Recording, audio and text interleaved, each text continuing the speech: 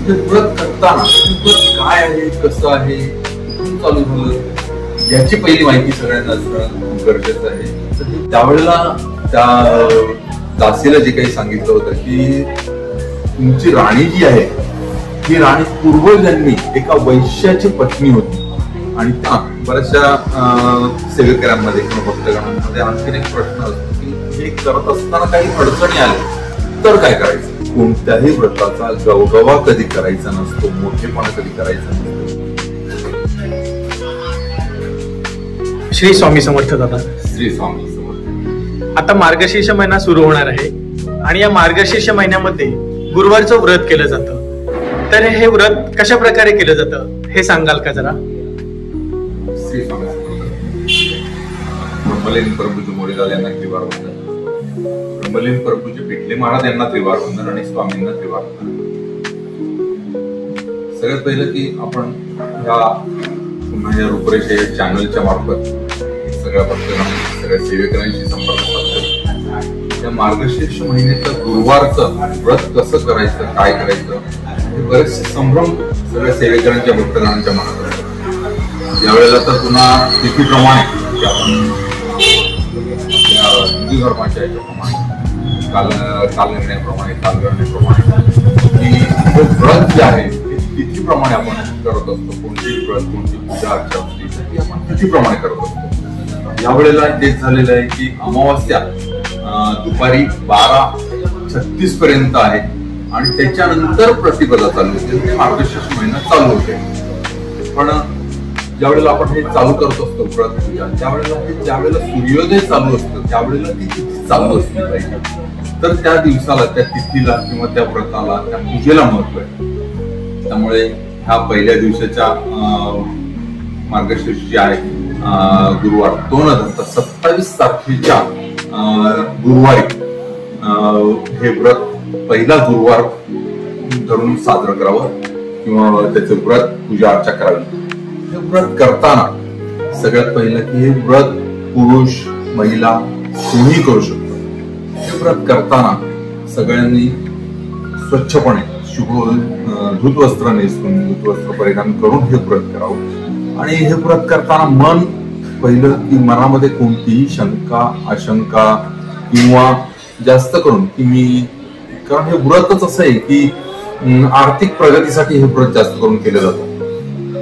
हे व्रत मार्गशीर्ष महिन्यातच केलं पाहिजे असं काही नाही. तर हे व्रत करताना तुम्ही कोणत्याही महिन्याच्या पहिल्या गुरुवारी, शुक्ल पक्षातल्या पहिल्या गुरुवारी चालू करून चौथा किंवा 5वा गुरुवार, कधी कधी 5 गुरुवार येतात, तर त्या गुरुवारी, शेवटच्या गुरुवारी त्याचं उद्यापन करायचं. हे व्रत करताना हे व्रत काय आहे, कसं आहे, कुठून चालू झालं याची पहिली माहिती सगळ्यांना असणं खूप गरजेचं आहे. तर हे व्रत करताना की द्वापार युगामध्ये एक राजा होऊन गेले, अतिशय सुखसंपन्न, त्यांना शास्त्र, 4 वेद, 18 पुराण यांचं चांगलं ज्ञान होतं आणि या ज्ञानाच्या आधारावर ते सगळे आपलं राज्य व्यवस्थित करत होते. पण हे राज्य करत असताना त्यांच्या पत्नी ज्या आहेत या पत्नीविषयी थोडं माहिती असणं आणि तिथूनच ही गुरुवारच्या व्रताची महिमा सुरू झालेली आहे की ते पहिलं माहिती असणं खूप गरजेचं आहे. की हे व्रत करत असताना ह्या सुखसंपन्न राजाच्या घरी एकदा माता लक्ष्मी त्यांच्या घरी आल्या की हे ह्या विचार मनात धरून आल्या की हा राजा व्यवस्थित राज्य करतोय, सगळ्यांना सुखासमाधान ठेवतोय, तर आपण आणखीन ह्याच्या घरी नांदूया, याच्या घरी आणखीन सुख समृद्धी नांदू देत, धनधान्य पैसा भरपूर मिळत त्या राजाला. आणि त्यांनी लोकांची मदत, जनतेची मदत करावी, त्यांना सुख समृद्धी जसं स्वतः आहे तसं त्यांनाही ठेवावं असं त्या मातेच्या मनात आलं. आणि माता त्यांच्या घरी गेल्या की त्यांनी घरी जाताना आपलं स्वतःचं रूप न घेता त्यांनी एका ब्राह्मण वृद्ध महिलेचं रूप घेतलं आणि ते त्यांच्या राजवाड्याच्या दरवाजापाशी येऊन उभ्या राहिले. तिथे आल्यानंतर त्या राणीची जी दासी होती, या दासीने त्यांना पाहिलं आणि विचारलं की कोण आपण आहात, काय कशासाठी आलं, काय काय म्हणे. त्या राणीची विचारपूस केली असता तिने त्या दासीला सांगितलं की तुझी जी राणी आहे ना ती आता जरा तिने जी पहिल्या तिच्या पूर्व जन्मामध्ये जे काही व्रत केलं होतं ते आता विसरून गेली आणि ह्याचा तिला पुढे त्रास होणार आहे. तो त्रास होऊ नये म्हणून मी आज तुमच्या दारामध्ये आले, या राणीच्या राजवाड्यासमोर आलेले आहे. हे व्रत करताना की हे व्रत कसं करायचं हे त्या ऐकल्याबरोबर त्या दासीने सांगितलं की तुम्ही मला सांगा, मी हे व्रत करण्याचा प्रयत्न करेन. तर त्या माता लक्ष्मींनी त्या ब्राह्मण स्त्रीच्या रूपामध्ये होता, वृद्ध स्त्रीच्या रूपामध्ये, त्यांनी त्या दासीला हे व्रत सांगितलं सगळं. आणि हे व्रत त्या दासीने हे असं ठरवलं की मला कळलंय तर राणीला का नाही कळलं, म्हणून ती दासी राणीकडे गेली आणि त्यांनी त्यांच्या महालात जाऊन सांगितलं की अशा अशा एक वृद्ध महिला आपल्या राजवाड्याच्या दरवाजापाशी आलेल्या आहेत. तर त्या मला त्यांनी अशी अशी सगळी हकीकत सांगितलेली आहे, या लक्ष्मी प्राप्तीच्या व्रताची हकीकत सांगितलेली आहे. तर ते व्रत मी तर करणारच आहे, पण तुम्ही करावं.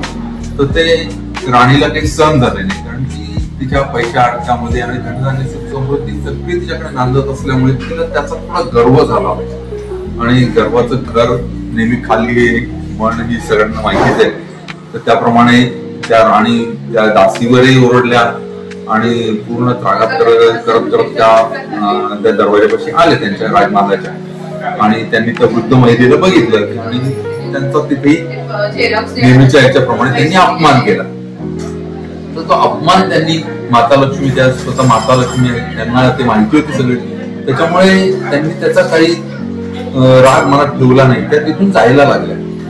तर त्या तिथून जात असतानाच त्यांच्या मुलीच्या कानावर ही हकीकत केली की आपल्या राजवाड्याच्या दरवाजापाशी कोणीतरी वृद्ध महिला आहे आणि त्या काहीतरी आईशी संपर्क करू इच्छित आहेत, पण आई काही त्यांना भेटत नाही, त्यांनी त्यांचा अपमान केलेला आहे. तर ती मुलगी धावत धावत त्या राजवाड्याच्या दरवाजापाशी आली आणि माता लक्ष्मी जात असतानाच त्यांनी त्या मुलीने त्यांना ओळखलं नव्हतं की ह्या महालक्ष्मीच आहेत आणि आपल्या दाराशी येऊन यांचा अपमान झालेला आहे हेही त्यांना माहिती नव्हतं त्या मुलीला. पण त्या मुलीने मनात श्रद्धा आणि हे असल्यामुळे त्या मुलीने त्यांना विचारलं की आई तुम्ही कुठून आला, काय आलं, त्याची विचारपूस केली सगळी आणि कशासाठी आलात. तर त्यावेळेला त्या दासीला जे काही सांगितलं होतं की तुमची राणी जी आहे ही राणी पूर्वजन्मी एका वैश्याची पत्नी होती आणि त्यावेळेला त्यांच्या घरी खूप दरिद्री होती, खूप गरिबी होती त्यांच्या घरी. आणि त्या गरिबीमुळे त्यांच्या घरी नेहमी सतत भांडणं होत असतात.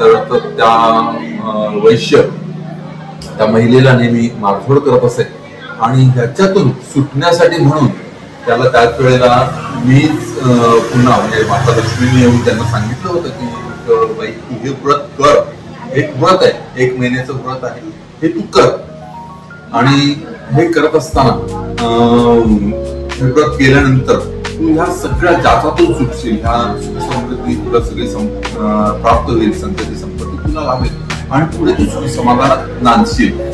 त्यामुळे त्यावेळेला त्या जन्मामध्ये त्या राणीने ते व्रत पूर्ण केलं होतं आणि तिला लवकरच त्याची प्रचिती आली माता लक्ष्मीच्या कृपेमुळे, आशीर्वादामुळे. आणि त्यांनी ते व्रत पूर्ण करून त्याचं उद्यापन व्यवस्थित करून त्यांनी 8 कुमारिका वगैरे जन्माला जेवायला घातल्या, त्यांचा मान सन्मान केला, 8 सुवासिनींचा मान सन्मान केला आणि असा मान सन्मान करून पूर्णपणे ते उद्यापन केलं आणि त्यांना लवकरात लवकर आणि संपत्ती लाभली आणि त्या सगळ्या जातातून मुक्त झाल्या. आणि त्यानंतर ह्या जन्मामध्ये की राणीला त्याचा गर्व झाला होता, सगळं पैशाचं एवढी संपत्ती आहे, संपत्ती आहे, मी कशाला पूजा करू म्हणून ही अशी सगळी त्यांच्या मनामध्ये भावना निर्माण झाली होती. आणि ती भावना निर्माण झाल्यामुळे त्यांना पुढे खूप त्रास सहन करावा लागला की तो असा की त्या मुलीने व्रत पूर्ण केलं आणि हळूहळू ती पुढे तिचं मोठे होऊन तिचं लग्न झालं, पुढे ती समाधानात नांदायला लागली.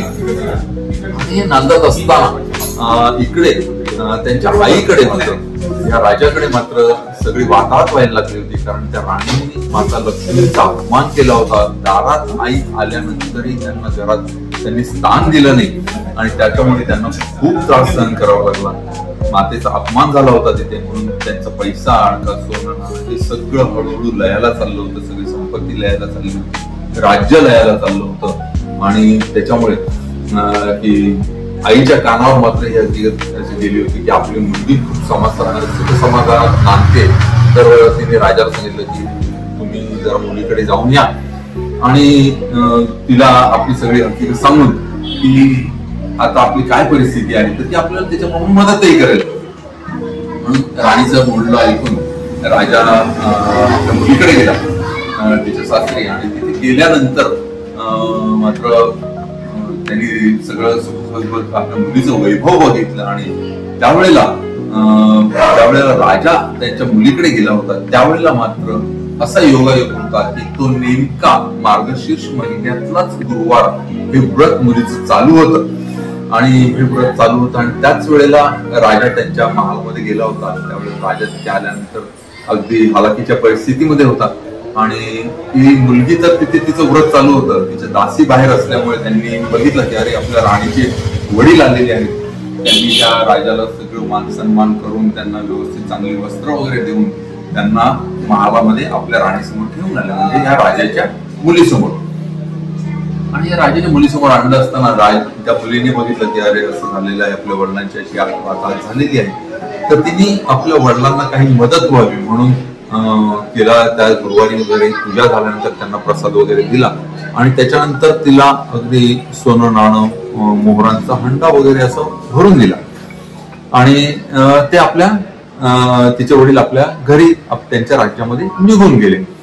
पण थोडस अहंकार आणि अभिमानही होता त्या राजालाही अभिमान झाला होता.